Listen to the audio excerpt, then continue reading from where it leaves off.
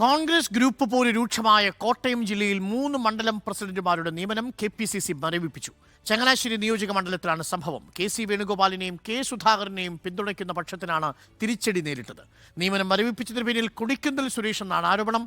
നിയമനം മരവിപ്പിച്ചുകൊണ്ടുള്ള KPCCയുടെ കത്തുകളുടെ പകർപ്പ് റിപ്പോർട്ടറിന് ലഭിച്ചു.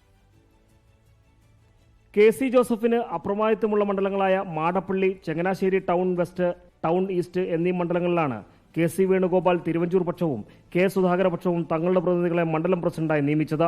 മാടപ്പള്ളിയിൽ തിരുവഞ്ചൂർ അനുകൂലിയായ ജിൻസൺ മാത്യുവിനായിരുന്നു പ്രസിഡന്റ് സ്ഥാനം. ചങ്ങനാശ്ശേരി ടൗൺ വെസ്റ്റ് അധ്യക്ഷ ഗീതാ ശ്രീകുമാർ K സുധാകരന്റെയും, ചങ്ങനാശ്ശേരി ടൗൺ ഈസ്റ്റിൽ KC വേണുഗോപാലിന്റെ നോമിനിയായ ബാബു വള്ളപ്പുരയുമാണ് മണ്ഡലം പ്രസിഡന്റ്. മൂവരും കഴിഞ്ഞ ദിവസം ചുമതലയേൽക്കുകയും ചെയ്തിരുന്നു. തൊട്ടുപിന്നാലെയാണ് KC ജോസഫ് വിഭാഗം കൊടിക്കുന്നിൽ സുരേഷിനെ സ്വാധീനിച്ച് നിയമനം മരവിപ്പിച്ചത്. പകരം ചുമതല KC ജോസഫിനെ പിന്തുണച്ചിരുന്ന മുൻ പ്രസിഡന്റുമാർക്ക് നൽകി.